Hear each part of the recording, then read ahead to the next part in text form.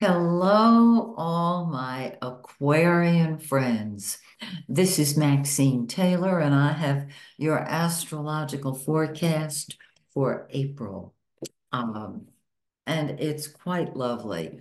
Before I jump into that, though, I want to tell you about a new show I've got on YouTube that, of course, is free of charge, and I hope you enjoy it. It's called Choose Happy. Our world, and as an Aquarian, you know what I'm talking about because you are a universally aware sign. Um, our world needs all the uplifting that we can give it right now. I don't have to tell you what's going on and how horrible it is when I think of it, and I'm sure when many of you think of it also.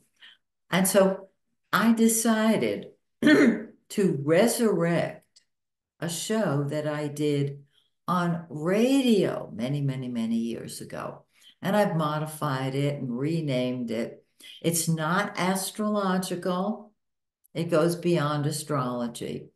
Each segment, each show is like 3, 4 minutes long, maybe five. And what I'm doing is sharing some truth and helping you stay in a state of joy and love and optimism in spite of what is going on in the world.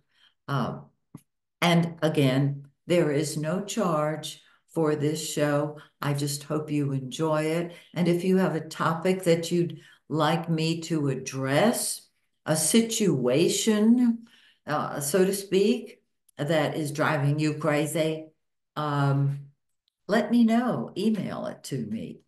And if it falls into the framework, I will address that and tell you my experience with it because I've lived long enough to have lots of different categories of experience. Perhaps you have too.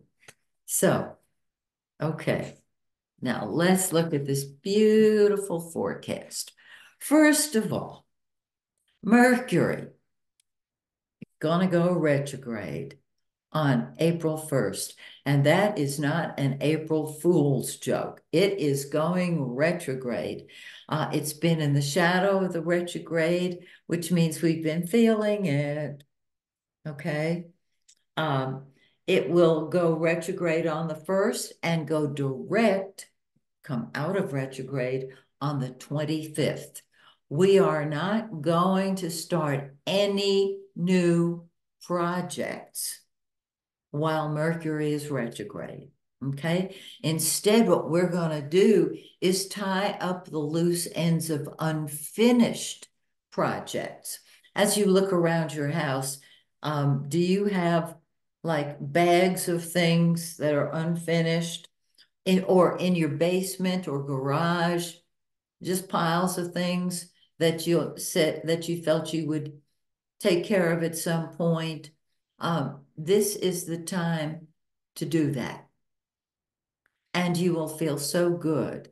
Now, if you start a new project during the retrograde, there's a good chance that the project will either fizzle out completely or have to be redone during the year. So pause it, uh, take care of all loose ends. I always say all dangling participles, anything that is unfinished. If you can handle it, or if you need a contractor to do it, if it needs cleaning up, go for it. So, all right, legend. I'm going to start with Mars, the red planet. It is in your second house of money, and this gives you the ability to create money. Period. Bottom line. It's super. On the 30th, it moves into your third house of communication, correspondence, transportation, and It makes your delivery, your spoken or written delivery, very matter of fact and right down to the wire. It will stay in that third house through May. So join me next month and we'll just see how far it's come, okay? Now, this Mars in the third can trigger anger and you may want to go toe to toe with somebody. Okay. What I would do is write it. Are you writing a book? Because you have the ability to pick up a manuscript that you may have started years ago or months ago, and this would be a great time to complete it. Now, Venus, the planet of love, has been, and money, and beauty, and blessings, has been in your second house. And so you have been able to create the wherewithal that you need. On the 5th, Venus moves into that third house as well, and you're seeing through things through the eyes of love. You're speaking loving thoughts, just as you will be speaking perhaps not so loving thoughts after the 30th of the month when Mars moves into that third house. Venus is going to move out of the third house on the 29th. Isn't that interesting? So you're going to have an opportunity to express, is what I'm saying.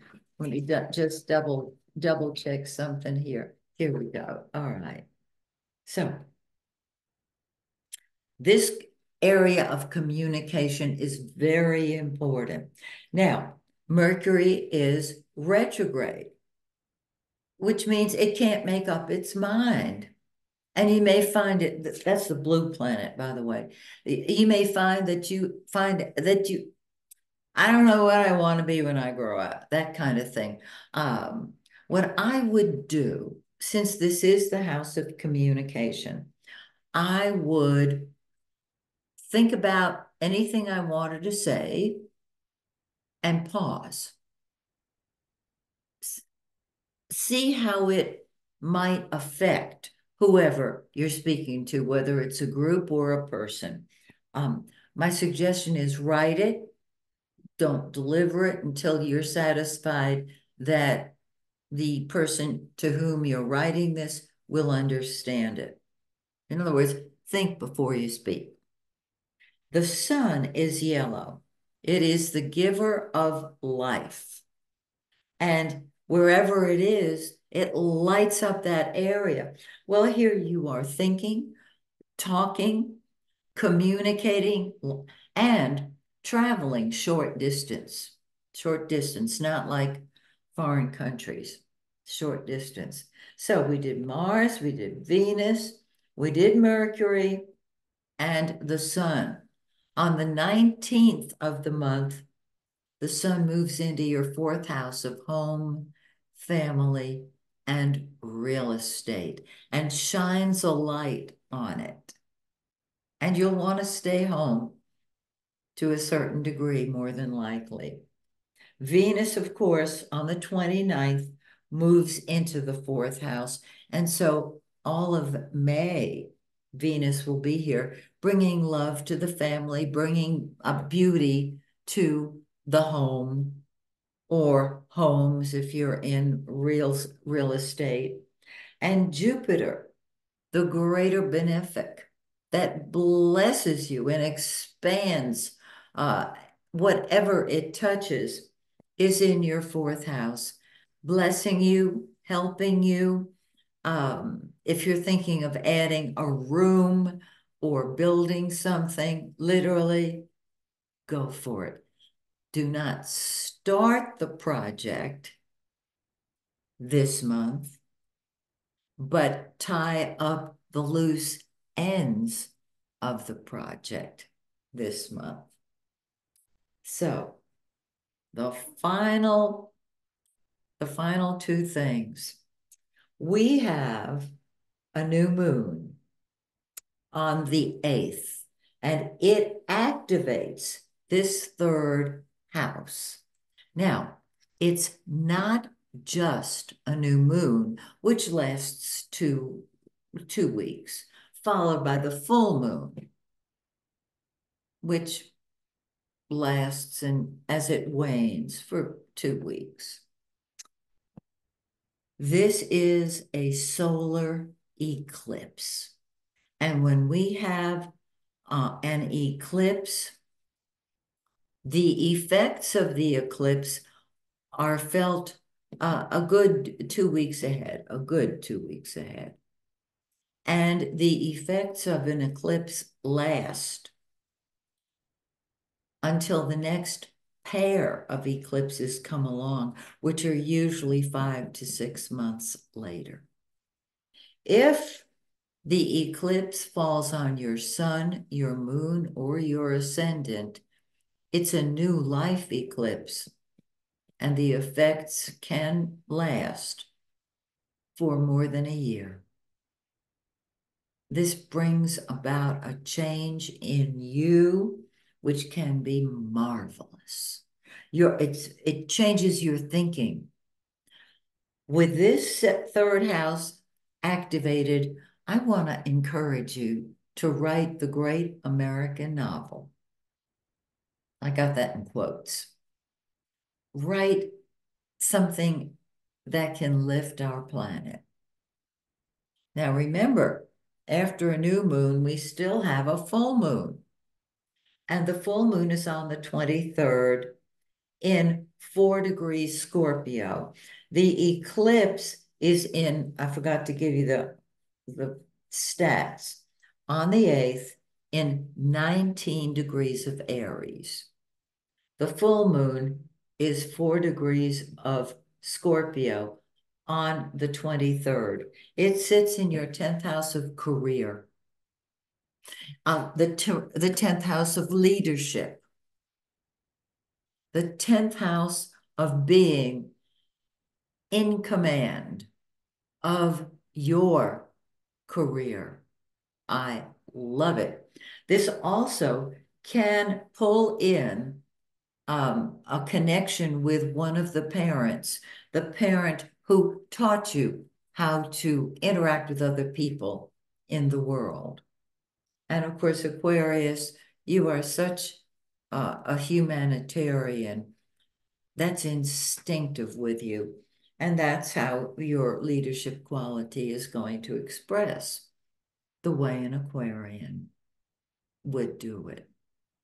Can you tell I really love Aquarians? They broke the mold with you guys. And so that's your forecast. Till we meet again, I hope it's soon. May the stars shine brightly on you and yours. Bye for now.